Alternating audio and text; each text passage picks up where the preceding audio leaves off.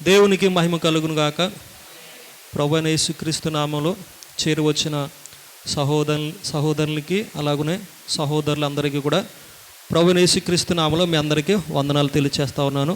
దేవుడు మిమ్మల్ని అందరినీ దీవించును గాక. ఆమేన్. నేటి దినాన్ని మనం నేర్చుకోవాల్సినటువంటి వాక్యపు అంశాలు సామెతల గ్రంథము 16వ అధ్యాయము, సామెతల గ్రంథము 16వ అధ్యాయము 26వ వచనం.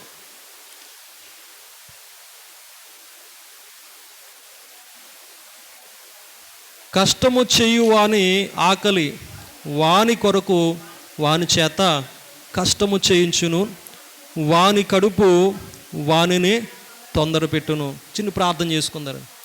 దయగలిగిన మా ప్రభువా, కృప కలిగిన మా తండ్రి, నీకు వందనాలు, స్తోత్రాలు. ఈ దినాన నీ సన్నిధి ఇచ్చావు, నీ సహవాసాన్ని ఇచ్చావు. ఇప్పుడు వరకు పాటల ద్వారా ఆరాధన ద్వారా నామను మహింపరుచుకున్నావయ్యా. అలాగనే ఈ వాక్యాన్ని ప్రభువా నాయన, ఈ వాక్యము ద్వారా మాతో మాట్లాడండి.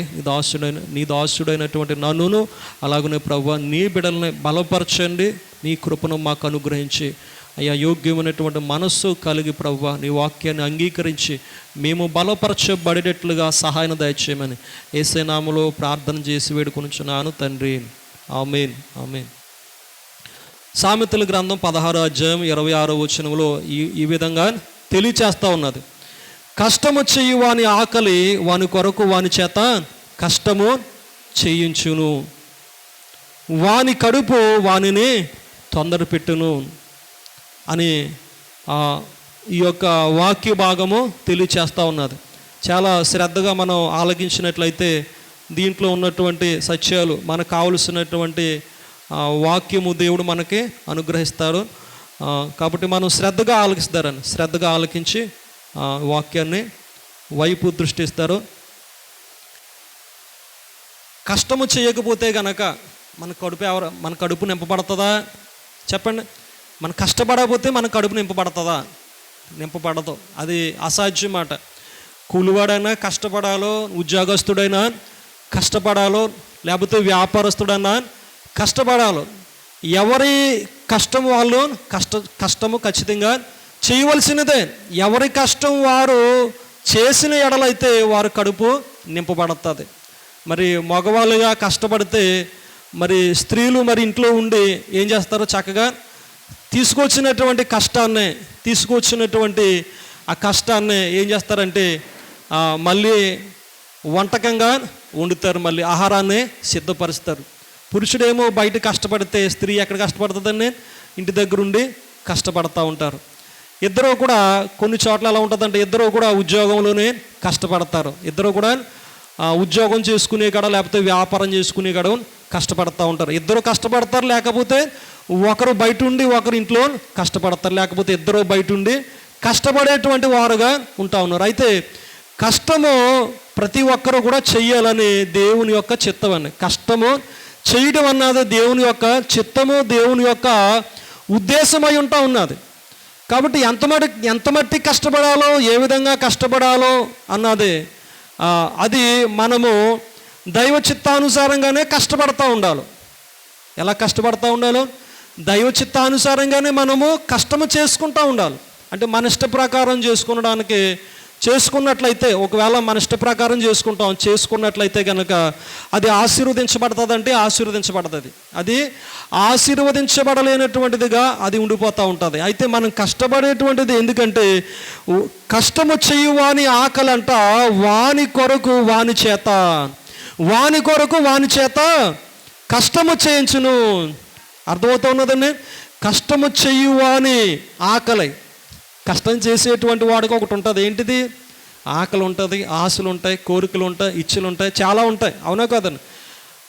కాబట్టి ప్రాముఖ్యంగా దేని కొరకు కష్టపడాలో?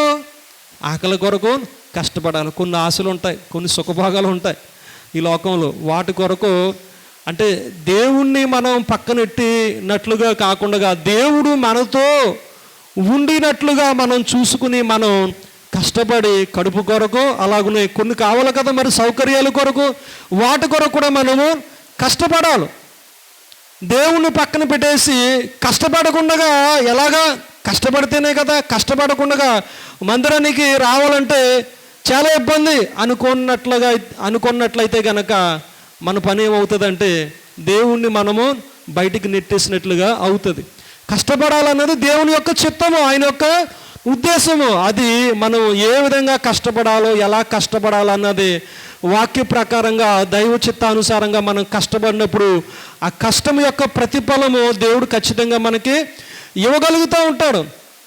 లేకపోతే ఆ ప్రతిఫలం అన్నది ఒకవేళ మనంతట మనమే కష్టపడ్డా సరే ఏం చేసుకుంటామంటే ఆ కష్టాన్ని మనం పాడు చేసుకుంటామన్నమాట. అది దీవెనకరం కాదన్నది, అది ఎంత మాత్రము దీవెనకరము కాదు. అయితే ఒకటి, మనము కష్టము చేయువాని ఆకలంట వాని కొరకు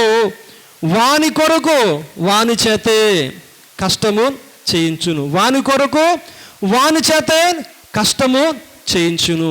ఇప్పుడు నా కడుపు కొరకు నేను కష్టపడాలి, నా బిడ్డల కొరకు నేను కష్టపడాలి, లేకపోతే నా భార్య కొరకు నేను కష్టపడాలి, నా కుటుంబం కొరకు కష్టపడాలి, నా కడుపు కొరకు, నా ఆకలి కొరకు, నా కుటుంబస్తుల కొరకు నేనేం చేయాలి? నేను కష్టపడాలి. అంటే కష్టము చేయవలసిందే. తొందర పెడతా ఉంటుంది కడుపు ఏం చేస్తూ ఉంటుందండి? తొందర పెడతా ఉంటుంది. నా కొరకు, నా వారి కొరకు నేను కష్టము చేయాలి. ఎంత మట్టుకు చేయాలన్నది దేవుని యొక్క చిత్తమై ఉంటా ఉన్నది. దేవుణ్ణి మనం పక్కకు నెట్టేసి కష్టము చేయకపోతే ఎలాగా? కష్టపడకపోతే మనకి డబ్బులు ఎక్కడి నుంచి వస్తాయి? కష్టపడకపోతే మనకి కడుపు ఎలా నిండుతుంది? కష్టము చేయకపోతే నాకు ఇవన్నీ కూడా ఎలా కలుగుతాయి అని మనం దేవుణ్ణి ఎప్పుడు కూడా పక్కకే పెట్టకూడదు. అసలు కష్టపడేటువంటి ఆ మనసుని ఎవరిచ్చారంటే దేవుడే ఇచ్చాడని. కష్టపడేటువంటి మనసుని ఎవరిచ్చారంటే దేవుడే ఇచ్చాడు. కష్టపడటం దేవుని యొక్క ఆజ్ఞ. పని చేయకుండా భోజనం అన్నది చేయకూడదంట. పని చేయకుండా భోజనం అన్నది చేయకూడదు, ఆరగించకూడదు, పని చేయకుండా ఉండకూడదు, చెమటోడ్చకుండా ఉండకూడదు. మానవుడు అయినటువంటి ప్రతి ఒక్కరూ కూడా, మానవులైనటువంటి మనము కష్టము చేయవలసిందే. అది దేవుని యొక్క ఆజ్ఞ. కాబట్టి ఎంత మట్టుకి చేయాలంటే దేవుణ్ణి మనము కలిగి ఉన్నటువంటి వారంగా చేయాలండి. దేవుణ్ణి మనం కలిగి ఉన్నటువంటి వారంగా చేయాలి. అంతేగాని దేవుణ్ణి కలిగి లేకుండా మనం ఎంత కష్టపడినా సరే ఆ కష్టానికి ప్రతిఫలం అన్నది రాదు. లేక ఆ కష్టము చేయటము ద్వారా ఏమవుతుందంటే, ఒకవేళ మన కడుపు సంతృప్తిపరచబడుతుంది, మన నాలుక తృప్తిపరచబడుతుంది, మనకి కలిగినటువంటి వాటిని బట్టి మనం ఆనందించగలుగుతాం. కానీ దేవుణ్ణి మనం ఆనందపరిచినటువంటి వారంగా ఉండలేము. ఈ లోకం నుంచి మనం శ్రమ నుండి, కీడు నుండి మనం మాత్రము తప్పించబడలేము. ఈ లోక జ్ఞానములో మనం మునిగిపోతూ ఉంటాం. లోకాశంలో మనం మునిగిపోయి మనం చేయుచున్నటువంటి కష్టం ఏమవుతుందంటే, ఆ కష్టమే మన నెత్తి మీదకి రాగలుగుతుందండి. ఎక్కడ రాగలుగుతుంది? ఆ కష్టమే మన నెత్తి మీదకి రాగలుగుతుంది. ఎలా రాగలుగుతుంది? శరీరానికి రెస్ట్ లేకుండా కష్టపడుతూ ఉంటే ఒక అవయవం పనిచేయలేదనుకోండి, ఏంటి పరిస్థితి? అవునా కదా? ఒక అవయవం పని చేయకపోతే కనుక, ఒక అవయవం బలహీనం అయిపోతే కనుక ఇప్పుడు కష్టం అంతా ఏమవుతుంది అంటే అవయవాలు పనిచేయాలని ఎవరు ఏర్పరిచాడు? దేవుడు ఏర్పరిచాడు. దేవుడు మనకు అవయవాలు ఇచ్చాడు. కాబట్టి మన ఇష్టానుసారంగా దానిని ఉపయోగించుకున్న ఎడలైతే కనుక అది రిపేర్ మనం చేయగలుగుతామా అంటే మనం చేయగలుగుతామా? మనం రిపేర్ చేయలేము. మనం చేయలేము. ఒకవేళ డాక్టర్ దగ్గరికి వెళితే డాక్టర్ చేయొచ్చు. ఇంకా అక్కడ వాడన్నా సరే ఏమంటాడు? అరిగిపోయినా ఇంకా నువ్వు రెస్ట్ తీసుకోమ్మా అంటాడు. అవునంటారా? అంటే రెస్ట్ తీసుకోమన్నది అప్పుడు ఇంకేం చేస్తాం? ఇంకేదో పక్క వెళ్ళిపోవాల్సిందే, ఏదో మూలకే వెళ్ళిపోవాలి. కాబట్టి మనం ఎంత మట్టుకు కష్టపడాలంటే దేవుని చిత్తంలోనే మనం కష్టపడాలి. దేవుణ్ణి కలిగే మనం కష్టపడాలి. దేవుణ్ణి కలిగే మనము ఆ కష్టానికి ప్రతిఫలం పొందుకుని మనము పోషించబడటము అది దైవ నిర్ణయము, దేవుని యొక్క చిత్తం, ఉద్దేశం అయ్యి ఉంటా ఉన్నది. కాబట్టి మనం చాలా జాగ్రత్తగా గ్రహించాలి. ఇప్పుడు మనం కష్టపడకపోతే కడుపులో కనుక ఆహారం పెట్టుకోలేదు అనుకోండి, ఈ శరీరం ఏమవుతుంది? మొత్తం బలహీనం అయిపోయేటువంటి ప్రమాదం ఉంటా ఉన్నది. కడుపులో కానంత ఆహారం పెట్టుకోకపోతే కనుక ఏమవుతుందంటే శరీరానికి, అవయవాలకి శక్తి అన్నది వెళ్ళకుండా ఉండిపోతూ ఉన్నది. కాబట్టి ఎప్పుడైతే కడుపు కాలైపోతూ ఉన్నదో, కాలైపోయిన తర్వాత మన అవయవాలన్నీ కూడా బలహీనం అయిపోయి, కృషించిపోయి, నీరసం వచ్చి ఏమైపోతాం? పడిపోయేటువంటి ప్రమాదం. మళ్ళీ నిలబడగలుగుతామా? నిలబడలేం. కాబట్టి కడుపులో ఉండాలో ఆహారం ఉండాలి. ఆహారం ఉన్నట్లయితే కనుక జీర్ణం అవి ప్రతి అవయవానికి కావలసినటువంటి శక్తి సామర్థ్యాలను ఏం చేయగలుగుతూ ఉన్నదంటే కడుపు పంపగలుగుతూ ఉన్నది. కడుపులో ఉన్నప్పుడు ఈ ఆహారము అవయవాలు అన్నట్లకి కూడా జీర్ణమైన తర్వాత కావలసినటువంటి శక్తి సామర్థ్యాలు లభించగలుగుతూ ఉన్నాయి. దానిని బట్టి మన అవయవాలు దృఢంగా ఉండగలుగుతూ ఉన్నాయి. మనం నిలబడగలుగుతాం, మనము కష్టపడగలుగుతూ ఉన్నాం.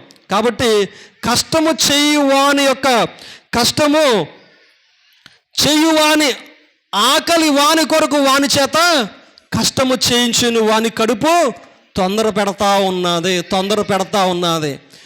అది ఎంత మట్టికి తొందరపడాలో అంత మట్టికి తొందరపడాలి. ఎక్కువ మనం అవకాశము ఇవ్వకూడదు. ఎక్కువ అవకాశం ఇచ్చినట్లయితే కడుపుకి ఆకలి అవుతుంది కదా అనుకుని మనం ఎక్కువగా కష్టపడ్డామనుకోండి, ఎముకలు అరిగిపోతాయి, గూళ్ళు అరిగిపోతాయి. అవునంటారా కాదంటారా? కాబట్టి మనం చాలా జాగ్రత్తగా చేసుకుంటూ ఉండాలి.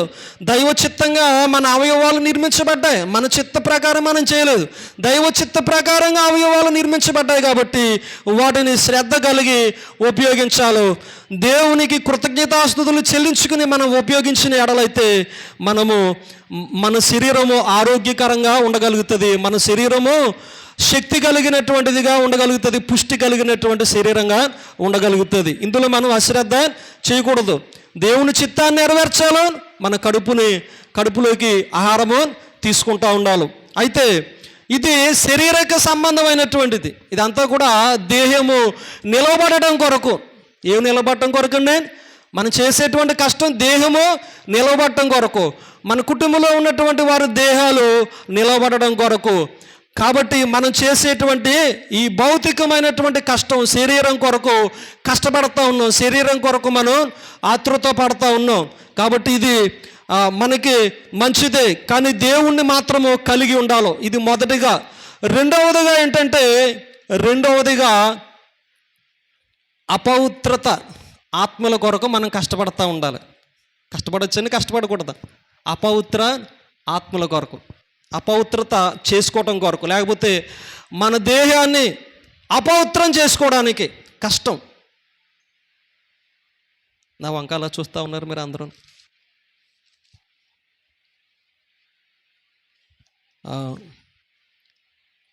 26వ అధ్యాయము సామెతల గ్రంథం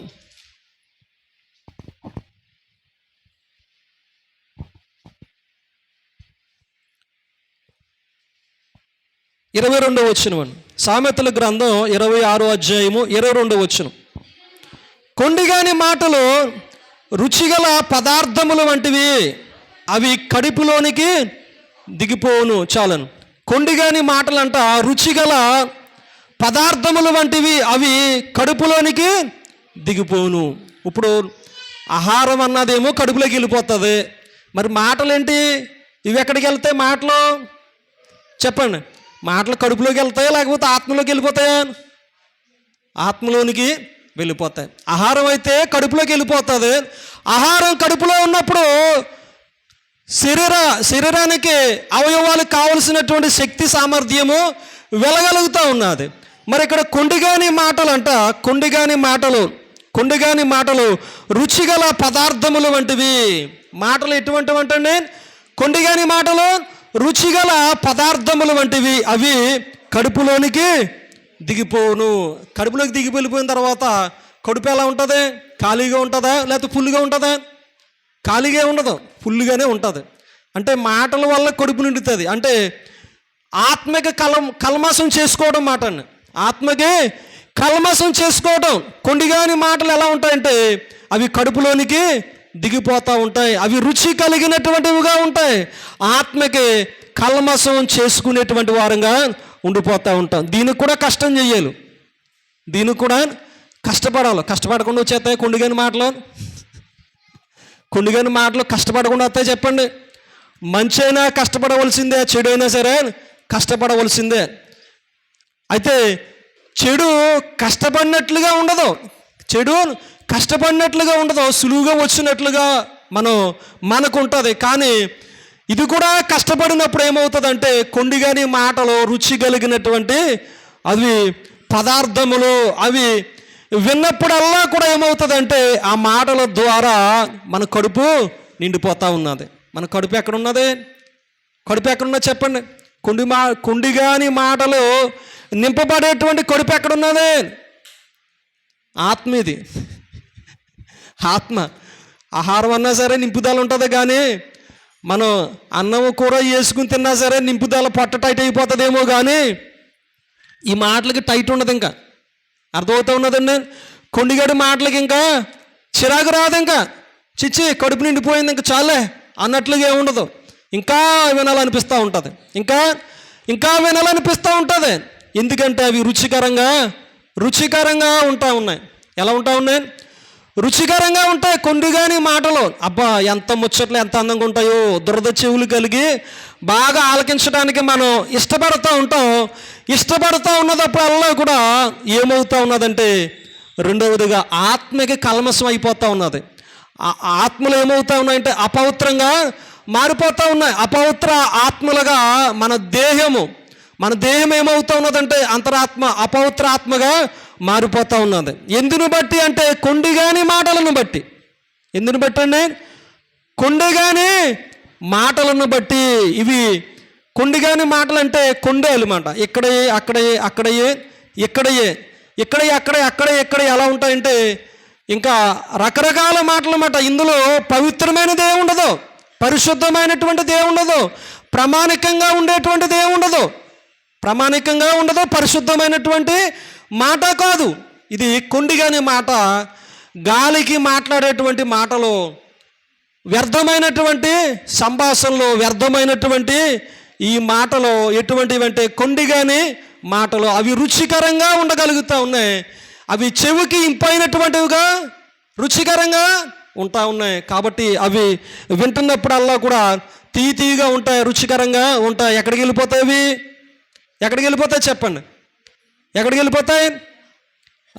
వెళ్ళిపోతాయి అంటే కడుపులోనికి వెళ్ళిపోతాయి. ఆహారం అయితే తిన్న తర్వాత జీర్ణమైపోయి బహిర్భూమిలో విడవబడుతుంది. కానీ దీనికి అరుగుదల ఉండదు. ఇంకా బయటికి రావు. వెళ్ళి అంటే ఇంకా బయటికి రావు. చాలా ప్రమాదం. ఆహారం అన్నా బయటికి వెళ్ళిపోతుందేమో కానీ అరిగి, ఈ మాటలు మాత్రము వెళ్ళిన తర్వాత చెవులకి రుచికరంగా ఉండి వెళ్ళిన తర్వాత ఏమవుతాయంటే అవి లోనే జీర్ణమైపోయి మన దేహాన్ని మొత్తము చెరుపు చేస్తూ ఉన్నాయి. ఏం చేస్తూ ఉన్నాయి? చెరుపు చేస్తూ ఉన్నాయి, బలహీనపరుస్తూ ఉన్నది. శరీరానికి తిన్నటువంటి ఆహారం ఏమో శక్తినిస్తూ ఉన్నది, మన శరీరం నిలవబడేటట్లుగా ఉంటా ఉన్నది. కానీ కొండిగాని మాటలు ఎలా ఉంటా ఉన్నాయంటే చెవికింపుగా ఉండి రుచికరంగా ఉండి కడుపులోనికి వెళ్ళిపోయి మన అవయవాలను ఏం చేస్తూ ఉన్నదంటే మొత్తము బలహీనం చేస్తూ ఉన్నది. దైవికముగా మనం ముందుకు నడవగలిగేటువంటి ప్రసక్తి లేకుండా, సమాధానం లేకుండా, శాంతి లేకుండా, కలవరపాటు గురి చేసి ఆందోళనకి గురి చేయటము చేసేలాగా ఈ కొండిగాని మాటలు మనలో ఉండి శరీరాన్ని ఏం చేస్తూ ఉన్నదంటే అవయవాల్ని పాడు చేసి పడేస్తూ ఉన్నదండి ఈ మాటలు. అర్థమవుతూ ఉన్నదండి. కాబట్టి కొండిగాని మాటలు ఎంత దూరముగా ఉంటే అంత మంచిది, ఎంత దూరముగా ఉంటే అంత మంచిది, అంత పవిత్రత మనకి రాగలుగుతూ ఉంటుంది. కొండిగాని మాటలు మనుషుల ద్వారా అవ్వచ్చు. అర్థమవుతూ ఉన్నదండి. మనుషుల ద్వారా అవ్వచ్చు, లేకపోతే మన ఇరుగు పొరుగు వారు అవ్వచ్చు, లేకపోతే సెల్ ఫోన్ అవ్వచ్చు, లేకపోతే టీవీ అవ్వచ్చు, సినిమా అవ్వచ్చు, పాటలు అవ్వచ్చు.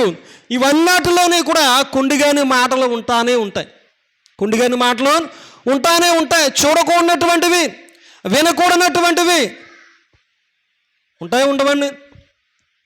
చూడకూడనటువంటివి ఉంటాయి, వినకూడనటువంటివి ఉంటాయి. ఇవన్నీ కూడా కొండిగానివి. అవి అపవిత్ర సంబంధమైనటువంటివి, దెయ్యపు సంబంధమైనటువంటివి. అవన్నీ కూడా అవి మనలోనికి చేరటం ద్వారా మన విశ్వాస సామర్థ్యాన్ని ఏం చేస్తూ ఉన్నదంటే భక్తి సామర్థ్యాన్ని అపవాది బలహీనము చేసి మనము దేవుళ్ళో ఎదగవలసింది లోకములో ఎదిగేటట్లుగా చేసి మన ప్రాణానికి నెమ్మదన్నదే కలగట్లేదు. అంత ప్రమాదం అన్నమాట. దేవుల్లో నిలవబడడానికి మనకి శక్తి సరిపోవట్లేదు. పాదాలేమో బలహీనమైపోతూ ఉన్నాయి.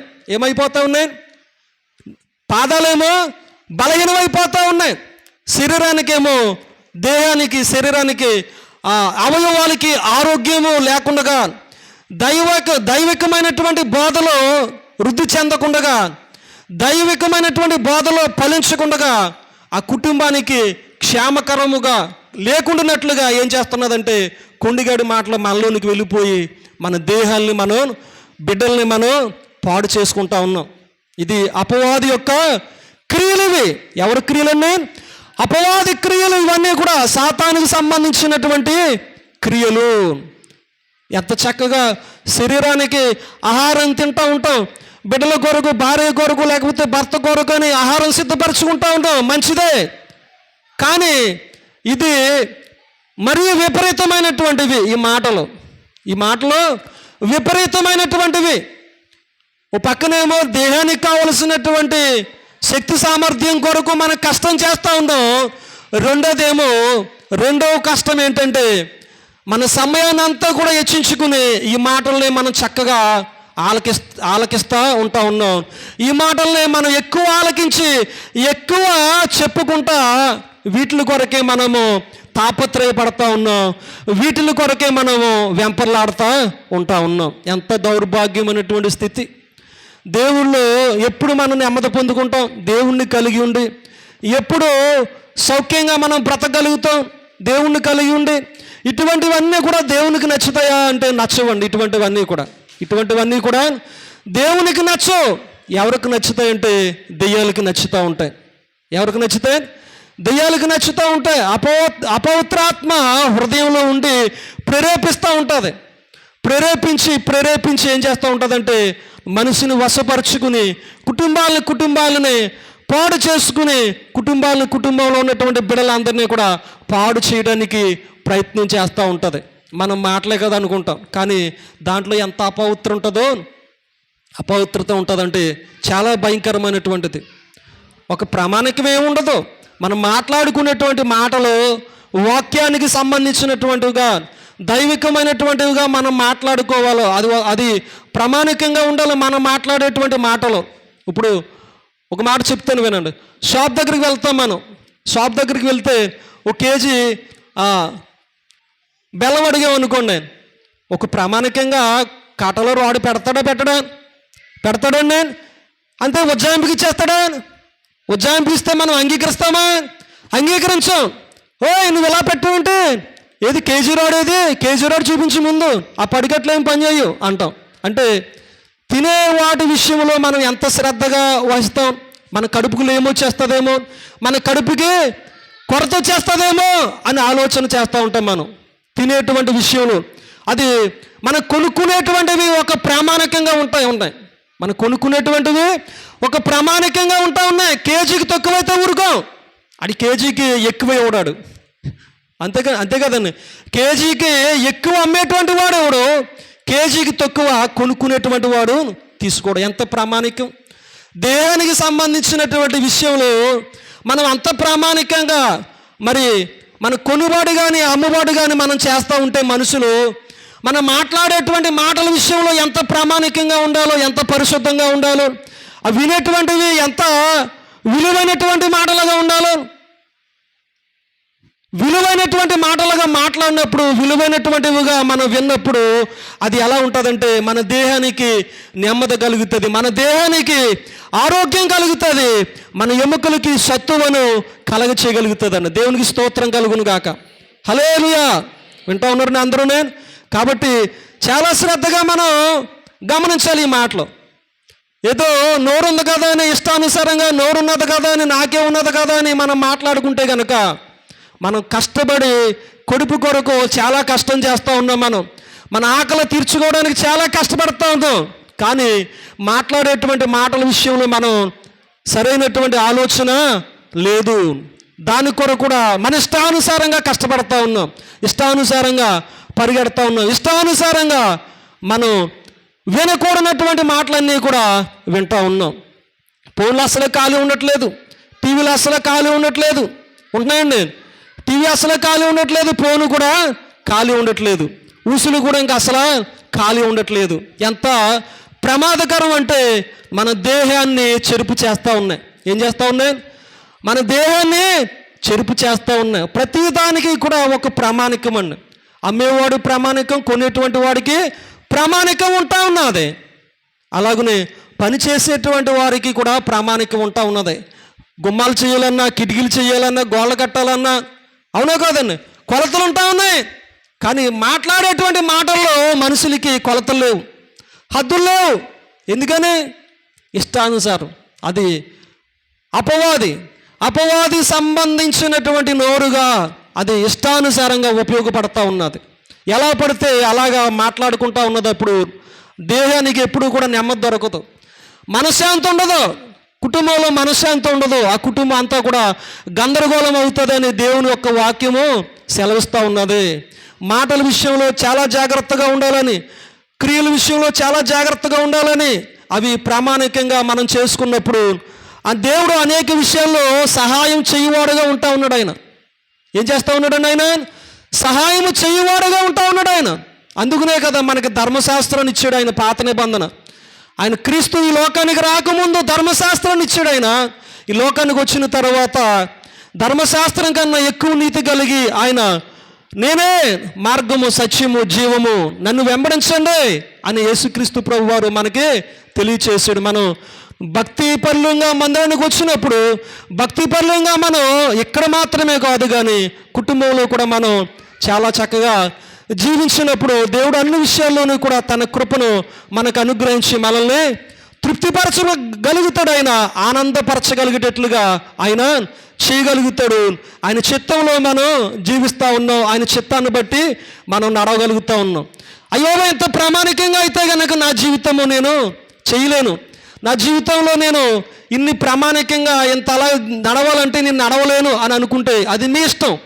ఎవరిష్టం అండి? అది మీ ఇష్టం, మీ కుటుంబము, మీ ఇల్లు, మీ బిడ్డలు.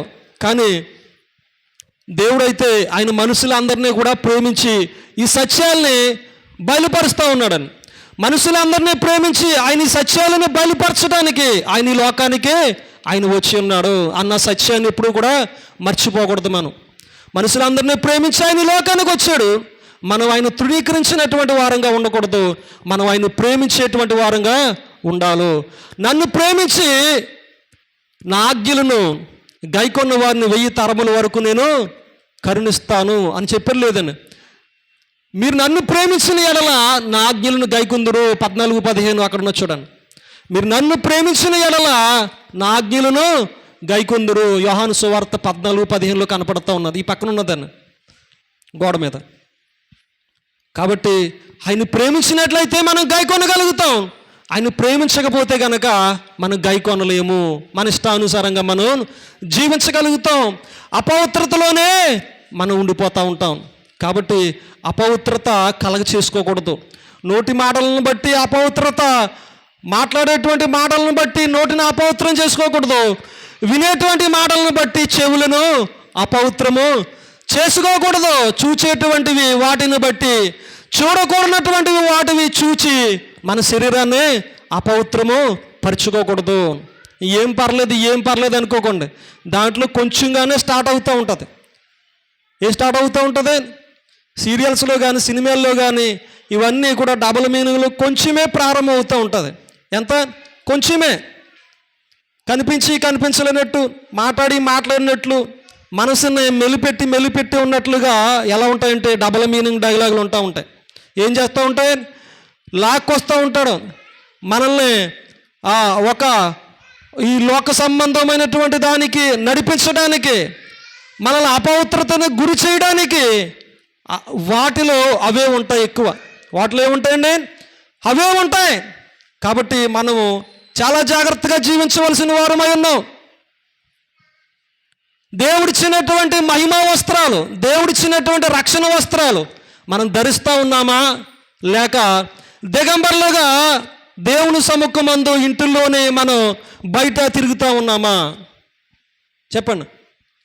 దిగంబర్లుగా తిరుగుతూ ఉన్నామా?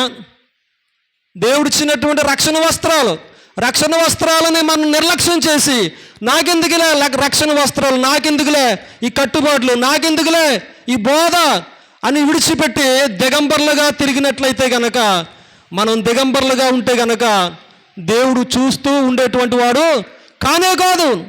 మన ఇష్టానుసారంగా దిగంబర్లుగా ఉన్నట్లయితే గనక, దిగంబర్లుగా ఉండి చూడకున్నటువంటివి చూసినట్లయితే గనక బిడ్డలు అపవిత్రపరచబడతారని. ఎవరు అపవిత్రపరచబడతారు? బిడ్డలు, పసిబిడ్డలు ఉంటారు, యవన బిడ్డలు ఉంటారు, వీరు అపవిత్రపరచబడుతూ ఉంటారు. ఎవరికి శిక్ష, ఎవరికి శ్రమ, ఎవరికి శిక్ష, ఎవరికి శ్రమ? అలాగ దిగంబరులుగా తిరిగినటువంటి వారికి. కాబట్టి చాలా జాగ్రత్తగా మనం ఆలోచన చేయవలసినటువంటి వారమై ఉన్నాం. కాబట్టి ఎంత భయభక్తులు కలిగి, శ్రద్ధ కలిగి దేవుడిచ్చినటువంటి రక్షణ వస్త్రాలు, దేవుడిచ్చినటువంటి మహిమా వస్త్రాలని మనం ఎప్పుడూ కూడా తొడుగుకోవాలి. అవి మందిరానికి వచ్చినప్పుడు వేషధారణ భక్తి కొరకు అది దేవుడిస్తా. ఎందుకు ఇచ్చాడంటే ఎప్పుడూ కూడా మన కుటుంబంలో కలిగి అవి ధరించుకుని జీవించడానికి. బయటికి అవి విప్పేటువంటివి కావు, ఇప్పి పక్కన పెట్టేటువంటివి కావు. రక్షణ వస్త్రాలు, మహిమా వస్త్రాలు పక్కన పెట్టేటువంటివి కానే కావు. పనివాడైతే కష్టం చేసినప్పుడు ఏం చేస్తాడంటే, ఒక ఫ్యాక్టరీకి వెళ్ళినా, లేకపోతే ఒక ఉద్యోగానికి వెళ్ళినా, లేకపోతే ఒక పనికి వెళ్ళినా, లేకపోతే ఒక ఆఫీసులో డ్యూటీకి వెళ్ళినా సరే ఏం చేస్తాడంటే ఒక యూనిఫామ్ ఉంటా ఉన్నది. అవునా కాదండి? యూనిఫామ్ ఉంటా ఉన్నది. అక్కడికి వెళ్ళినప్పుడే ధరింప చేస్తూ ఉంటాడు యూనిఫామ్. పోలీస్ అయితే డ్యూటీలో జాయిన్ అయినప్పుడే, జాయిన్ అయ్యే ముందే వేసుకుని డ్యూటీకి వెళ్తూ ఉంటాడు. పనిచేసేవాడు కూడా అంతే. ఫ్యాక్టరీలో అదిని అక్కడికి వెళ్ళిన తర్వాతే, ఇంటికి వచ్చిన తర్వాత మళ్ళీ మార్చేసుకుంటాడు. కానీ ఈ రక్షణ వస్త్రాలు పరిశుద్ధమైనటువంటి వస్త్రాలు, ఈ మహిమ వస్త్రాలు మనం విప్పడానికి లేదు. ఇంకా ఎప్పుడైతే ఒక్కసారి రక్షించబడ్డామో ఇవి పక్కన పెట్టడానికి లేనే లేదు. పక్కన పెట్టినట్లయితే కనుక మన ఆత్మ దేవునికి చెందినటువంటిది కానీ కాదు. ఎవరికి చెందినటువంటిది? దెయ్యానికి చెందినటువంటిది, అపవాదికి చెందినటువంటిది. మన కుటుంబము ఖాళీ ఉండదు. ఇంకా అన్ని అపవాది సంబంధమైనవి. ఇంకా అన్నీ కూడా మన కుటుంబంలో అపవాది సంబంధమైనటువంటివే. ఇంకా అనేకమైనటువంటి అపవిత్రాత్మలు రావడానికి చాలా అవకాశం ఉంటా ఉన్నది. అందరూ కూడా ఎలా ఉంటారంటే ఇంకా అపవాది చేత పీడించబడతా ఉంటారన్నమాట. అపవాది చేత కుటుంబం ఏమవుతుందంటే గందరగోళం అయిపోతూ ఉంటుంది. అపవాది చేత భయంకరమైనటువంటి స్థితిలోనికి వెళ్ళిపోతూ ఉంటారు. మన కాలక్షేపణ కదా అనుకోకండి. కాలక్షేపణకే పర్లేదు కాసేపే అని అనుకోకండి. కాలక్షేపం ఉంటే బైబిల్ చదువుకోండి. సమయం అవ్వాలంటే కనుక, కాలం ముందుకెళ్ళిపోవాలంటే కనుక, సమయం ముందుకెళ్ళిపోవాలంటే కనుక బైబిల్ ఉన్నది సమయం. చాలా శ్రద్ధగా చదివితే ఎంత దీవెనకరం, చాలా శ్రద్ధగా ధ్యానిస్తే అది ఎంత ఆరోగ్యకరదాయకం. అది బైబిల్ చదవడం ద్వారా దేవుడు మన శరీరాలను పవిత్రపరచగలుగుతూ ఉంటాడు. కుటుంబానికి క్రమశిక్షణ అన్నది నేర్పగలుగుతూ ఉంటాడు. ఇంకా సమయం ఉన్నట్లయితే మోకరించి ప్రార్థన చేసుకున్నట్లయితే ఇంకెంత దీవెనకరం, ఇంకెంత ఆశీర్వాదకరం. కాబట్టి చదవటము, బైబిల్ చదవటము, వాక్యాన్ని ధ్యానించటము, వ్యక్తిగతంగా ప్రార్థన చేసుకోవటము, ఇతరుల కొరకు ప్రార్థన చేయటము ఎంత కృపది. దేవుని దగ్గర పొందుకోవటం ఎవరన్నా పొందుకొనగలుగుతారా? ఇలాగా కాదు. అది సమయం ఉంది కదా, కాసేపు అలాగా చెవి పడేద్దారు. ఎక్కడ? టీవీకి. కాసేపు ఆలకిచ్చేద్దారు చెవి, కాసేపు ఈ కళ్ళు దానికి ఇచ్చేద్దారు. ఎంత అపవిత్రత కలుగ చేసుకుంటా ఉన్నాం. కాబట్టి మన రక్షణ వస్త్రాలు ఏమన్నా కనుక డాగుపడినా, మురికి పడినా దేవుడు క్షమించేటువంటి వాడు కానీ కాదు. ఆయన విలువ పెట్టి మనకు రక్షణ వస్త్రాలను ధరింపచేసాడు. ఆయన వెల ఇచ్చి మనకు రక్షణ వస్త్రాలను ఆయన ధరింపచేసాడని. లోకములో ఎవరికే లేనటువంటి గొప్ప ధన్యతని, భాగ్యాన్ని దేవుడు మనకి వరముగా అనుగ్రహించాడు. ఆయన కృపను బట్టి మనం ఆయనని స్తుతించాలో, ఆయన నామాన్నే గణపరచాలో, ఆయన యందు మనం భయభక్తులు కలిగి జీవించాలో ఇది కోరుకుంటా ఉన్నాడు ఆయన. మొదటిగా ఏం చెప్పుకుంటా ఉన్నాం? మొదటిగా శరీరానికి కొరకు కష్టపడతా ఉన్నాం. రెండవదిగా దేని కొరకు కష్టపడతా ఉన్నామంటే అపవిత్రత కొరకు కష్టపడతా ఉన్నాం. కుండిగాని మాటలు రుచి కలిగినటువంటి పదార్థములు అవి కడుపులోనికి దిగిపోవడం కొరకు కష్టపడతా ఉన్నాం. చాలా జాగ్రత్తగా మీరు గమనించండి, అర్థం చేసుకోనండి. దైవ సంబంధమైనటువంటి మాటల్లో నిర్లక్ష్య పెట్టినటువంటి వారికి దేవుని రాజ్యంలో చోటు లేదు, ఆ కుటుంబంలో నెమ్మది ఉండదు. ఎంతైతే మనం పరిశుద్ధంగా జీవిస్తామో దేవుడు అంత క్షేమాన్ని మనకి అనుగ్రహించగలుగుతాడు.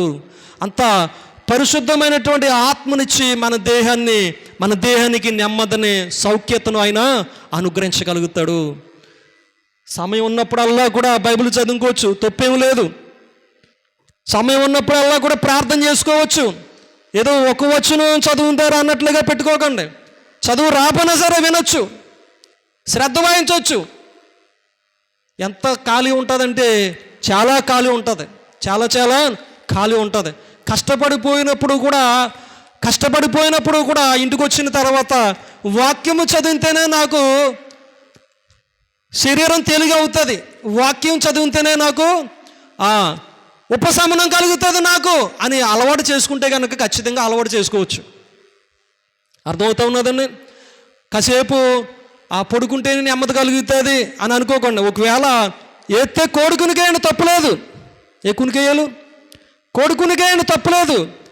దేవుడు ఏం చేస్తాడంటే ఆ కోడుకుని మనం ఆసక్తి కలిగి ఉంటే కనుక ఆ కోడుకు కునుకు ద్వారా సరే మన శరీరానికి ఏం చేస్తాడైనా కొంచెం తెప్పరలేటట్లుగా చేయగలుగుతాడు, అలసట తీరేటట్లుగా చేయగలుగుతాడు. ఇంకా అవసరం లేదే అనుకున్నాం అనుకోండి, కోడి కునుక్కోదు కదా, ఎన్ని గంటలు పడుకున్నా సరే మనకు అలసట తీరదు. ఎంత నిద్రపోయినా సరే ఇంకా అలసట తీరదు. నిద్రపోవడం ద్వారా లేమిగాడు వచ్చినట్లంట దారిద్ర్యత మనకు రాగలుగుతుంది. ఆత్మ సంబంధమైనటువంటి భక్తి దూరం చేసుకుని లోక సంబంధమైనటువంటి సాధకంలో పడి మనం ముందుకెళ్ళిపోతూ ఉంటాం. కాబట్టి కడుపుకి, ఈ దేహానికి కావలసినటువంటి ఆహారం కొరకు మనం కష్టపడుతున్నాం. అలాగనే ఈ లోక సంబంధమైనటువంటి కొండిగాని మాటల కొరకు కష్టపడతా ఉన్నాం. అవసరమైతే టీవీ రీఛార్జ్ చేయించుకుని, ఫోన్ రీఛార్జ్ చేయించుకుని కూడా మనం ఇంకా అసలు విడిచిపెడతలేదు. మళ్ళీ డబ్బులు ఇచ్చి మళ్ళీ కష్టం చేసుకోదండి. అది ఫ్రీగా వచ్చేస్తున్నాయా చెప్పండి? సీరియల్స్ ఫ్రీగా వచ్చేస్తున్నాయా? సినిమాలు ఫ్రీగా వచ్చేస్తున్నాయా? సెల్ ఫోన్లో ఫ్రీగా వచ్చేస్తున్నాయా? ఇదంతా కూడా కష్టమే కదా. కష్టం అంతలాగా మనం చేస్తూ ఉన్నామాట. మన కష్టం దేని కొరకు హెచ్చిస్తూ ఉన్నాం? దేని కొరకు మనం కష్టాన్ని హెచ్చించి మన దేహాన్ని చెరుపుకుంటా ఉన్నాం? శ్రద్ధ వహించినట్లయితే కనుక, శ్రద్ధ వహించినటువంటి వారు దేవుని ఆజ్ఞలు పట్టుకుని దేవుని ప్రేమించి జాగ్రత్తగా జీవించగలుగుతారు. కాబట్టి టీవీల ద్వారా కళ్ళు అపవిత్రం అయిపోతూ ఉంటాయి. ఏవి చూడాలో అయ్యే చూడాలి, ఏమి వినాలో అయ్యే వినాలి. ఒకవేళ లోక సంబంధమైనటువంటివన్నీ కూడా ప్రేరేపితం చేస్తూ ఉంటాయి, చిన్నప్పటి నుంచి కూడా ప్రేరేపితం చేస్తూ ఉంటాయి. అలా చేసినప్పుడు మన బిడ్డలు ఎక్కడికన్నా బయటికి వెళ్ళినా సరే, కుమార్తె బయటికి వెళ్ళినా సరే, ఒక ఫ్రెండ్స్ ఉంటా ఉంటారు కదా, బయటికి వెళ్ళినా సరే, లేకపోతే ఏ టూర్కి వెళ్ళినా సరే, లేకపోతే చదువుకోవడం కొరకు వేరే ప్రాంతానికి వెళ్ళినా సరే, లేకపోతే పెళ్ళైన తర్వాత వేరే చోటకి వెళ్ళినా సరే, లేకపోతే అక్కడ ఉన్నటువంటి స్నేహితుల ద్వారా, పురుషుడు అవునే స్త్రీ అవునే ఎవరన్నా సరే, ప్రమాదం పొంచి ఉంటుందండి. ఏముంటుంది? ప్రమాదం పొంచి ఉంటుంది. ఎందుకనంటే మనము ఏదైతే అపవిత్రత కలగజేసుకున్నామో ఆ అపవిత్రతలో చిక్కబడిపోయేటువంటి అవకాశం ఉంటా ఉన్నది. ఉద్యోగం చేయడానికి వెళ్ళినా సరే, ఎక్కడికి వెళ్ళినా సరే, ఫ్రెండ్స్తో వెళ్ళినా సరే, లేకపోతే అత్తవారింటికి వెళ్ళినా సరే, లేకపోతే వేరే దేశానికి వెళ్ళినా సరే, ఎక్కడికి వెళ్ళినా సరే, మన మీద ఏదైతే ప్రభావితం అవుతూ ఉన్నాయో, మన దృష్టిలోనికి ఏదైతే వెళ్ళిపోయినాయో, మన వినికిడిలోనికి ఏవైతే వెళ్ళిపోయినాయో అవి మనల్ని పాడు చేసేటువంటి పరిస్థితి ఉంటుంది. ఒకానొక సమయం ఎప్పుడు ఉంటుంది?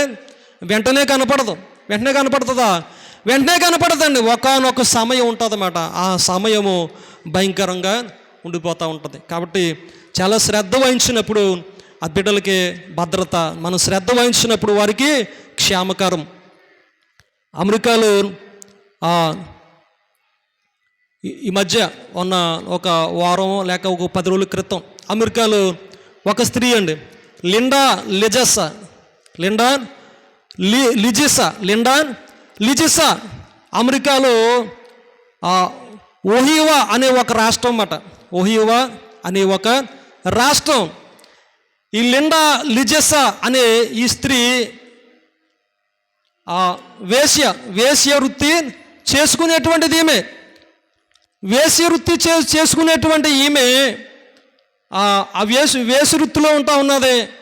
ఏదో కష్టం చేయాలి కదా, కష్టపడకుండా కొడుకు నిండదు కదా, చేసుకుంటా ఉన్నది. అలాగా చేసుకుంటా ఉన్న తర్వాత ఓహియోవా రాష్ట్రంలో అయితే ఈమెకి చాలామంది ఉంటారన్నమాట, అటువంటి వేశ్య వృత్తి చేసుకునేటువంటి వారు. అయితే అక్కడ స్వచ్ఛంద సంస్థలు ముందుకు వచ్చి ఏం చేస్తూ ఉన్నాయంటే ఆ వేశ్య వృత్తులు చేసినటువంటి వారందరికీ కూడా HIV టెస్టులు చేశారంట. ఏ టెస్టులు? HIV టెస్టులు చేశారంట. టెస్టులు చేసినప్పుడు ఈమె లిజిసా అనే స్త్రీ HIV పాజిటివ్ అని వచ్చిందండి. ఏమొచ్చింది? HIV పాజిటివ్ అని వచ్చింది. HIV వ్యాధి అనే నిర్ధారణ అయ్యింది. ఎప్పుడైతే వ్యాధి నిర్ధారణ అయ్యిందో వెంటనే ఆ కంప్లైంట్ ఎవరి దగ్గర ఉన్నదంటే పోలీసుల దగ్గర ఉంటా ఉన్నది. పోలీసుల దగ్గర ఉంటా ఉన్నదప్పుడు వారు అడిగారు, ఏంటి ఎప్పటి నుంచి చేస్తూ ఉన్నావు, నీతో ఎంతమంది కలిసారు ఏంటి అంటే, నాతో 200 మంది కలిసారు. ఈ వ్యాధి 2 సంవత్సరాలు పైబడే ఉంటా ఉన్నది నాకు. ఎప్పటి నుంచి? 2 సంవత్సరాలు పైబడే ఉంటా ఉన్నది నాకు ఈ వ్యాధి. 200 మంది నాతో, 200 పైగానే నాతో పురుషులు కలిసారు అని చెప్పిందంట. వాళ్ళ ఫోన్ నెంబర్లు అన్నీ కూడా ఎవరి దగ్గర ఉంటా ఉన్నాయి? ఈమె దగ్గరే ఉంటా ఉన్నాయి. ఇప్పుడు వారందరికీ ఫోన్ చేసి మీరు పరీక్షలు చేయించుకోండి అంటే ఇంచుమించు 200 మంది పైన వచ్చారండి. ఎంతమంది? 200 మంది పైన వచ్చారు. అంటే ఈమెకి ఏమున్నది? HIV వ్యాధి ఉంటా ఉన్నదన్నమాట. HIV వ్యాధి ఉంటా ఉన్నది. కాబట్టి పాపము చేత ప్రేరేపించబడతా ఉన్నారు, పాపము చేత దేహాల్ని చెరుపుకుంటా ఉన్నారు. దేవుడు దేహాన్ని అనుగ్రహించాడు, దేవుడు ఆయన చిత్తాన్ని బట్టి మనల్ని సృజించుకున్నాడు అని దైవికమైనటువంటి ఆలోచనలు ఎవరికి కూడా లేవు. కష్టము చేయాలో ఆ కష్టం కొరకు కడుపు నింపుకోవాలి, కష్టం చేయాలో ఈ లోకాసుల్లో ములగాలో. దేవుని మందిరానికి దూరం అయిపోయినా పర్వాలేదు, ముందు నా పని, ముందు నా కష్టం, ముందు నా కడుపు, ముందుగా నా సౌకర్యాలు, ముందుగా నా ఆశలు, నా ఆనందాలు, తర్వాత దేవునికి. అంటే ఇటువంటి వాటిలో మనం చిక్కపడిపోయేటువంటి ప్రమాదం ఉంటా ఉన్నది. కాబట్టి మన బిడ్డలన్నా సరే మనం దేవుణ్ణి కలిగి ఉండి మన బిడ్డల విషయమై మనం జాగ్రత్తగా లేకపోతే కనుక అటువంటి ప్రమాదాలు చిక్కుకునేటువంటి అవకాశం ఉంటా ఉన్నది. మనం దైవికమైనటువంటి ప్రార్థనలు చేయకపోతే కనుక, దైవికమైనటువంటి జ్ఞానం మనకు లేకపోతే కనుక వారు ఎక్కడికి వెళ్తారు, ఏ పని చేస్తూ ఉంటారు, ఏ కొండిగాని మాటలు రుచికరంగా వారు భుజింతారో మనకు తెలుస్తుందా? చెప్పండి, తెలుస్తుందా? తెలీదు. వారు ఎక్కడెక్కడో తిరుగుతూ ఉన్నారు. పర్లేదు కదా, చిన్నపిల్లడు, ఇప్పుడు కాకపోతే సంతోషం ఎప్పుడు ఉంటుంది? అవునా కదా? ఇప్పుడు కాకపోతే ఎప్పుడు ఉంటుంది? తర్వాత జరగనటువంటిది జరిగినప్పుడు, వెళ్ళకూడనటువంటి మార్గాల్లో వెళ్ళినప్పుడు, తిరగకూడనటువంటి చోట తిరిగినప్పుడు, చూడకూడనటువంటివి చూచినప్పుడు అపవాదం ఏం చేస్తుందంటే పట్టుకుని పీడింతూ ఉంటుంది జలగలాగా. విడిచిపెట్టదు, ఏమంత సాధారణంగా విడిచిపెట్టదు. చూడడానికి ఎంత కష్టపడ్డాము, వినడానికి ఎంత కష్టపడ్డామో అపవిత్రమైనటువంటి వాటి విషయంలో ఈ కడుపు ఏం చేస్తూ ఉన్నదంటే తొందర పెడతా ఉన్నది కదా, దేవుణ్ణి పక్కనెట్టేసి పాపం వైపు నడిపించిన తర్వాత అనేకులకి ఇటువంటి పరిస్థితి కలుగుతూ ఉన్నది. మామూలు విషయం అండి, 200 పై మంది అంటేనే మామూలు విషయము కానే కాదు. ఎంత వ్యాధి తీవ్రతంగా ఉన్నా సరే దైవ భయం ఏమైనా కలిగి ఉన్నదా స్త్రీకి? భయం ఏమి లేదు. దైవ భయం కలిగి ఉంటే కనుక అటువంటి వృత్తి ఎందుకు చేస్తుందామే? అటువంటి వృత్తి చేయదు. అవసరమైతే కడుపన్న మార్చుకుంటుంది, కానీ భయం లేనటువంటి వారు, భక్తి లేనటువంటి వారు లోకంలో పడి తిరుగుతూ ఉన్నారు. అపవాది వాళ్ళని మోసగించింది. అపవాది చేత వాళ్ళు పీడించబడతా ఉన్నారు. వారు బంధకాల్లో ఉండిపోతూ ఉన్నారు. మనము కూడా ఏమన్నా చిన్న చిన్న అపవిత్రత పెట్టుకున్నా సరే ఎప్పుడు చిక్కబడతామో తెలియదు. ఎవరు ఎప్పుడు చిక్కబడతారో తెలియదు. కాబట్టి నేటి దినము మనము పవిత్రత కోరుకున్నట్లయితే కనుక రేపటి దినాన్ని కూడా దేవుడు మనకి పవిత్రత అనుగ్రహించగలుగుతాడు. ఈ దినాన్ని మనం పవిత్రత పోగొట్టుకున్నామంటే కనుక ఈ దినమే మనలోనికి అపవిత్రత రాగలుగుతూ ఉంటుంది. కాబట్టి దేవుని విషయమై మనం భయభక్తులు కలిగి ఉన్నప్పుడు దేవుడు ఉన్నతమైనటువంటి కృపను అనుగ్రహించి మనల్ని నడిపించగలుగుతాడు. మనం దిగంబర్లుగా తిరిగినట్లయితే కనుక ఆ శాపం మన మీదకే రాగలుగుతూ ఉంటుంది. సొదొమ గొమొర ప్రాంతం, లోతు నివసించినటువంటి ప్రాంతం అండి సొదొమ గొమొర ప్రాంతం. అక్కడ లోతు ఇంటికి దేవదూతలు వెళ్ళినప్పుడు ఆ దేవదూతలతో పాపం చేయాలనుకుంటా ఉన్నారు. ఎవరు? ఆ ఊరివారు సొదొమ గొమొర ఆ ప్రాంతం వారు దేవదూతలతో పాపం చేయాలనుకున్నప్పుడు లోతును అతనింటి వారిని లోపలికి గదిలోనికి లాగేసి తొలిపేశారు. తర్వాత వాళ్ళని అక్కడి నుండి బయటికి తీసుకొచ్చిన తర్వాత దేవుడు ఏం చేశాడంటే ఆ పట్టణం మీదే అగ్ని గంధకాలనే కురిపించాడని. వారికి ఏమి లేవు, రక్షణ వస్త్రాలు లేవు, దేవుడు ఇచ్చినటువంటి మహిమా వస్త్రాలు లేవు. దేవదూతలతో పాపం చేయాలనుకుంటా ఉన్నారు. ఆ పట్టణం అంతా కూడా అగ్ని గంధకాలకే భస్మం అయిపోయిందని, మొత్తం కాలిపోయింది. ఇప్పుడు కూడా కనీసం పచ్చగడ్డు కూడా మొలదు, గడ్డిపోసు కూడా మొలదు, బూడిదే మొత్తం. మనకు దేవునికి విరుద్ధంగా ఉన్నామంటే కనుక మన మీద కూడా గంధకాలు కురవబడతా ఉంటాయి. ఎప్పుడు అపవాది చాప కింద నీళ్ళగా పాగుతాడో తెలియదు, ఏ మార్గంలో ఎక్కడ పట్టుకుంటాడో తెలియదు. భయభక్తులతో మనం ఉన్నప్పుడు దేవుడు మనల్ని రక్షించగలుగుతాడు. భయభక్తులు కలిగి మనం పరిశుద్ధంగా ఉంచుకున్నప్పుడు మన రక్షణ వస్త్రాలని దేవుడు మనకి నెమ్మదినివ్వగలుగుతాడు. అన్ని విషయాల్లో ఆయన సహాయం చేయగలుగుతాడు. ఏ లోటు మనకు ఉంచడం. కానీ మన మాటల అపవిత్రం, చూపుల అపవిత్రం, మన క్రియల అపవిత్రం, దేవుడు అంటే మనకి కిట్టుబాటు లేకుండా ఉన్నప్పుడు వాటిల్లోనే మనం మునిగి తేలిపోతూ ఉంటాం. కాబట్టి అటువంటిది మనం కలిగి ఉండకూడదని దేవుడు కోరుకుంటా ఉన్నాడు. అయితే మనం దైవికముగా దేవుని కొరకు బ్రతకాలో, దైవికముగా కుటుంబం కొరకు బ్రతకాలో, దైవికముగా నా కుటుంబం కొరకు దేవుళ్ళో ఉండి నేను బ్రతకాలో, నేను కష్టం చేసుకోవాలో, భక్తి కొరకు కష్టం చేయాలి, నేను భక్తి కొరకు ప్రార్థన చేసుకోవాలి, భక్తి కొరకు వాక్యాన్ని చదువుకోవాలి, భక్తి కొరకు రక్షణ వస్త్రాలను ధరించి నేను నా కుటుంబము దేవుళ్ళో ఉండేటట్లుగా చూసుకోవాలో అని చాలా మనం శ్రద్ధ వహించాలి.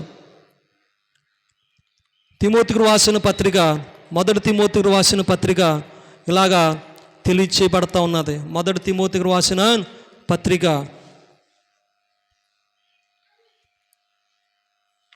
6వ అధ్యాయము 18వ వచనం, 6వ అధ్యాయము 18వ వచనం, మొదటి తిమోతికి రాసిన పత్రిక.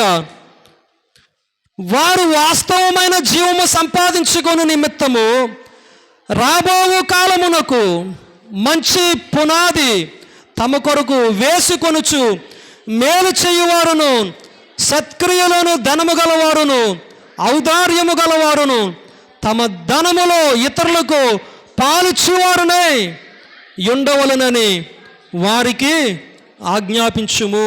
దేని కొరకు కష్టపడాలి? మనం దేని కొరకు ఎక్కువ కష్టపడాలో? వారు వాస్తవమైన జీవము సంపాదించుకొని వాస్తవమైనటువంటి దాని కొరకు మనం కష్టపడాలి. ఆ జీవాన్ని సంపాదించుకొని నిమిత్తము రాబోవు కాలమునకు మంచి పునాది. రాబోవు కాలము కొరకు మంచి పునాది. బిడ్డల బాగోగుల కొరకు దైవికమైనటువంటి భక్తిలో మంచి పునాది వేసుకోవాలి. కుటుంబంగా మంచి పునాది కలిగి ఉండాలి. దేవుణ్ణి కలిగి ఆ పునాది వేసుకోవాలి. నేను రాబోవు కాలానికి నేను ఎక్కడికి వెళ్ళినా సరే నా బిడ్డలు ఎక్కడున్నా సరే, ఏ ప్రాంతంలో ఉన్నా సరే, ఏ ఉద్యోగంలో ఉన్నా సరే, ఏ అత్తవారింటికి వెళ్ళినా సరే, ఏ ఇరుగు పొరుగు వారింటికాడ ఉన్నా సరే, మంచి పునాది వేసుకున్నప్పుడు ఎక్కడికి వెళ్ళినా సరే వారు భద్రపరచబడతా ఉంటారని. మంచి పునాది వేసుకోకపోతే అది క్షేమంగా ఉండదు.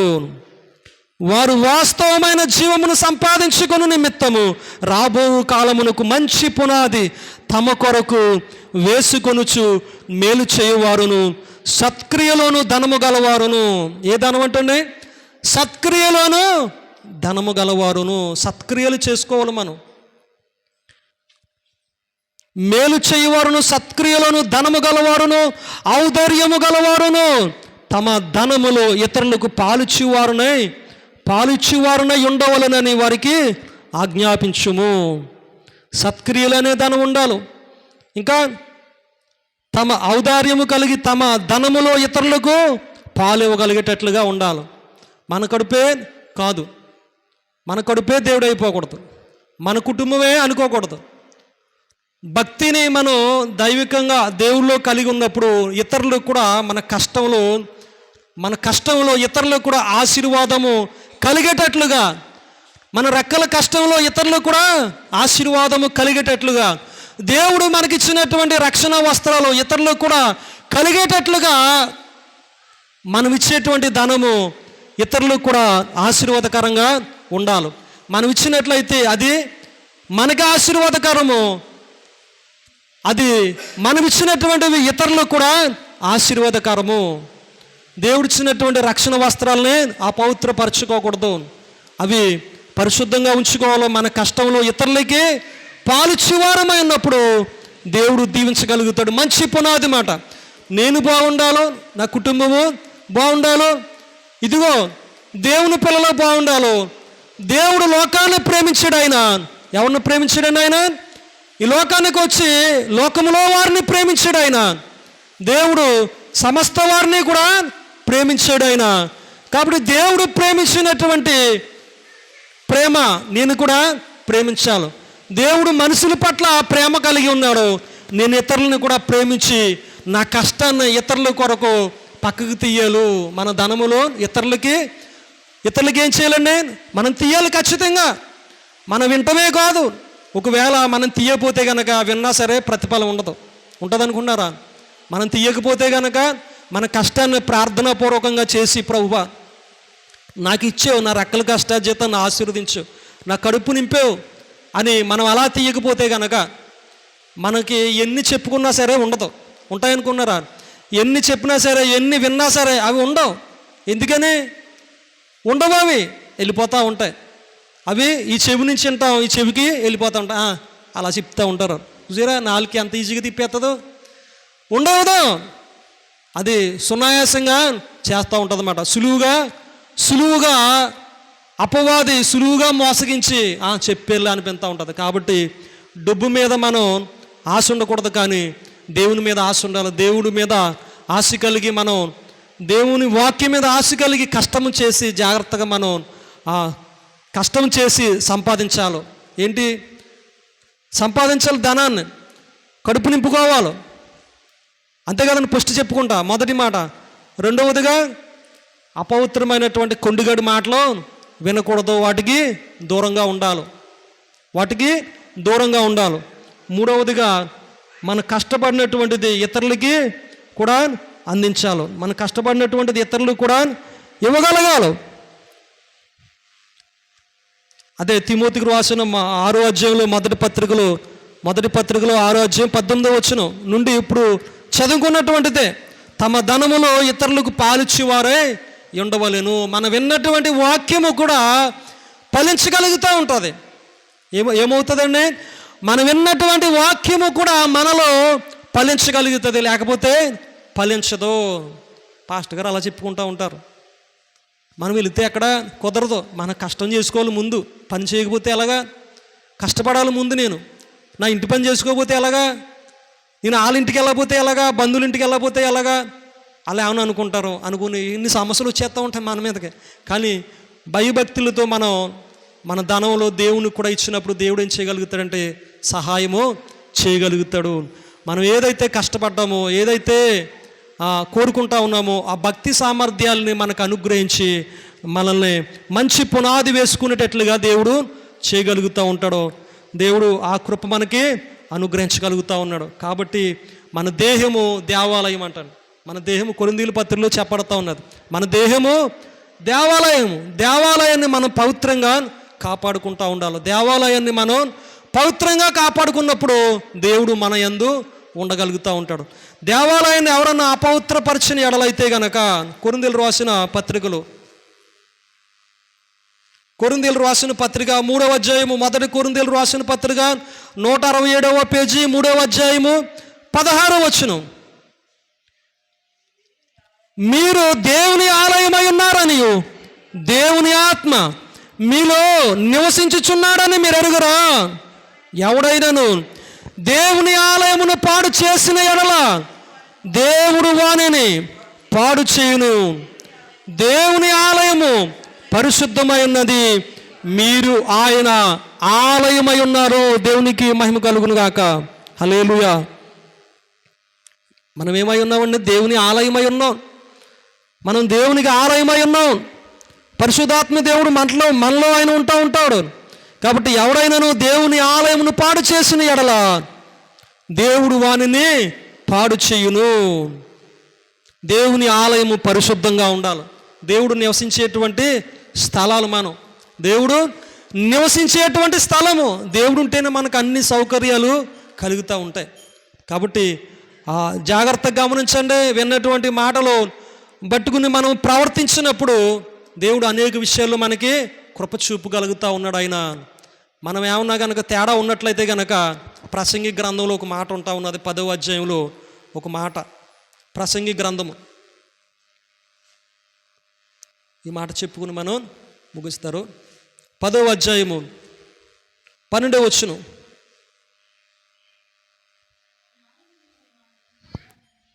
జ్ఞాని నోటి మాటలు ఇంపుగా ఉన్నవి, అయితే బుద్ధిహీనుని నోరు వానినే మృంగివేయును. చాలండి. జ్ఞాని యొక్క నోటి మాటలు ఇంపుగా ఉంటా ఉన్నాయి, బుద్ధిహీనుని నోరు వానినే మింగివేస్తూ ఉన్నది. మనం బుద్ధిహీనంగా ఉన్నాం అనుకోండి, మన నోరే మనల్ని మింగేస్తూ ఉంటుంది. మనం బుద్ధిహీనంగా ఉండి ఏది పడితే అది చూసామనుకోండి, మనం బుద్ధిహీనంగా ఉండి ఏది పడితే అది వింటా ఉన్నాం అనుకోండి, అయ్యే మనల్ని మింగేస్తాయి. ఏం చేస్తాయండి? మింగేస్తూ ఉంటాయి, నవ్వులు ఊసేస్తూ ఉంటాయి. మాదిరిగా ఉండదు మనం బుద్ధిహీనంగా ఉన్నట్లయితే. కాబట్టి బుద్ధిహీనంగా ఉండకూడదు, జ్ఞానం కలిగి ఉండాలి. జ్ఞానం కలిగి మన ఆలోచనలు ఉండాలి. వ్యర్థంగా మనం సమయాన్ని ఉపయోగించుకోకూడదు. సమయమందును అసమయమందును ప్రయాసపడాలి. ఏం చేయాలండి? సమయమందును అసమయమందును కూడా మనం ప్రయాసపడినప్పుడు తిమోతికి పౌలు చెప్తాడు, సమయమందును అసమయమందును నీవు ప్రకటించము, ప్రయాసపడము, కష్టపడము. నువ్వు కష్టం చెయ్యి, భక్తి కొరకు నువ్వు కష్టం చేయాలి. మనం ఇలా చెప్పకపోయినా సరే కనీసం మంచి కొరకు ప్రార్థన చేయటం, వాక్యం చదువుకోవడం ఎంత గొప్ప ధన్యత. అది దేవుడిచ్చినటువంటి వరముగా భావించాలి. దాన్ని భావించాలి. కష్టం చేయాలి. కష్టం చేస్తే దానికి ప్రతిఫలం దేవుడు ఇవ్వగలుగుతాడు. కష్టం చేయకపోతే ప్రతిఫలం రానే రాదు. మొద్దులుగా ఉండిపోతాం, రాయి హృదయాలుగా ఉండిపోతాయి, కఠిన హృదయాలుగా ఉండిపోతూ ఉంటాయి. కఠిన హృదయాలుగా ఉన్నప్పుడు మన మీద ఒక్కోసారి నిందల అవమానాలు పడినప్పుడు ఇంకా ఎక్కువ అవుతాయి తప్ప ఏమీ తక్కువ కానే కాదు. కఠిన హృదయాలుగా కూడా ఉండకూడదు అసలు. దేవుని మనసు కలిగి ఉన్నప్పుడు అన్నీ కూడా పోతాయిన పక్కకి, ఏది కూడా కీడు కూడా మన మీదకి రాదు. యేసుక్రీస్తు ప్రభు కష్టపడాలి లేదండి? ఆయన కష్టం చేసాడా చేయలేదా? చేశాడు. ఆయన కష్టము చేశాడు. యేసుక్రీస్తు ప్రభు వారు కష్టము చేసి ఆయన ఈ లోకంలో మనకు కావలసినటువంటి మాటలు అందించాడు. ఆయన కష్టము చేసి ఆయన ఒకానొక ప్రాంతానికి వెళ్తూ ఉన్నాడు. సుకరా అనే ఒక ప్రాంతానికి, సమరయ ప్రాంతానికి వెళ్ళినప్పుడు ఆయనతో పాటు ఉన్నటువంటి శిష్యులు, వినండి, ఆయనతో పాటు ఉన్నటువంటి శిష్యులు ఒక గ్రామానికి వెళ్ళిపోయి ఆహారము తీసుకురావడానికి ఒక గ్రామానికి వెళ్తారు. యేసుక్రీస్తు ప్రభుతో పాటు ఉన్నటువంటి శిష్యులు. అయితే యేసుక్రీస్తు ప్రభు ఆ సమరయ ప్రాంతానికి వచ్చినప్పుడు అక్కడ బావి దగ్గర ఉన్నప్పుడు ఆ సమరయ స్త్రీ ఒక ఆమె వచ్చి ఆయనతో మాట్లాడుతూ ఉంటుంది. అయితే వారిద్దరు సంభాషణ అయిపోయిన తర్వాత సమరయ స్త్రీతో యేసుప్రభు మాట్లాడిన తర్వాత ఆ స్త్రీ వెళ్ళిపోతుంది. ఆయన అక్కడే బావి దగ్గర ఉంటాడు. ఈ లోగలో శిష్యులు ప్రభువా ఆహారం తీసుకొచ్చాము అని యేసుప్రభుతో చెబితే యేసుప్రభు వారు అంటారు, మీకు తెలియనటువంటి ఆహారం నా యొద్ద ఉన్నది. మీకు తెలియనటువంటి ఆహారం నా యొద్ద ఉన్నది. తండ్రి చిత్తము చేయటమే నాకు ఆహారమై ఉన్నది. తండ్రి చిత్తము చేయటమే నాకు కష్టమై ఉన్నది. తండ్రి చిత్తము చేయటమే నాకు ఆకలై ఉన్నది అని తెలియచేస్తూ ఉన్నాడని. దేవునికి మహిమ కలుగును గాక. అంటే ఎవరు చిత్తమై ఉండాలో? తండ్రి చిత్తమై ఉండాలి. మనం ఆత్మల కొరకు ఆకలి కలిగి ఉండాలి.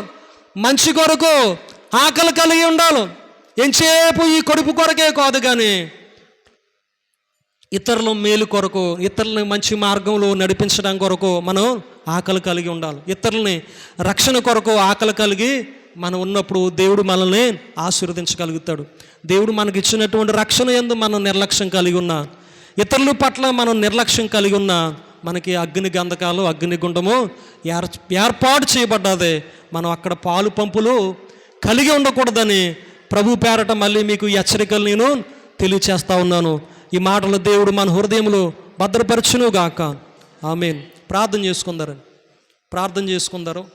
వాక్యం కొరకు చిన్ని ప్రార్థన చేసుకుని బలారాధనలోనికి వెళ్దారు. మనం దయగలిగిన మా ప్రభువా, కళ్ళు మూసుకుని ఏకపించు నాతో పాటు. కృప కలిగిన మా తండ్రి, నీకు వందనాలు. మేము మాట్లాడేటువంటి ప్రతి మాట కూడా పవిత్రమై ఉండాలి ప్రభువా, ఒక ప్రామాణికమై ఉండాలి ప్రభువా. ఇష్టానుసారంగా మా నోటిని ఉపయోగించకూడదు ప్రభువా. ఇష్టానుసారంగా మా చూపులను ఉపయోగించకూడదు ప్రభువా. ఇష్టానుసారంగా ప్రభువా మా చెవులను ఇవ్వకూడదు ప్రభువా. కొండిగానికి అప్పచెప్పకూడదు ప్రభువా. అవి రుచి కలిగినటువంటివి. అయా సమయాన్ని ప్రభువా వ్యర్థంగా గడపకూడదు నాయన. అపవిత్రమైనటువంటి మాటలు అయా వ్యామోహము కలుగ చేసేటువంటివి పోకిరి మాటలు ప్రభువా, సీరియల్స్, పాటలు, సినిమాలు అనేకమై ఉంటా ఉన్నాయి. అవన్నీ కూడా ఇహోల సంబంధమైనవి ప్రభువా. ఈ లోక సంబంధమైనవని గుర్తించడానికి సహాయం దయచేయండి. మేము దైవికముగా ఉన్నప్పుడు నాయన, దైవికముగా ప్రార్థన చేస్తున్నప్పుడు ప్రభువా అనేక విషయాల్లో మమ్మల్ని నీవు హెచ్చించగలుగుతావు. అయా తండ్రి, విన్నటువంటి వాక్యాన్ని మందరి హృదయాల్లో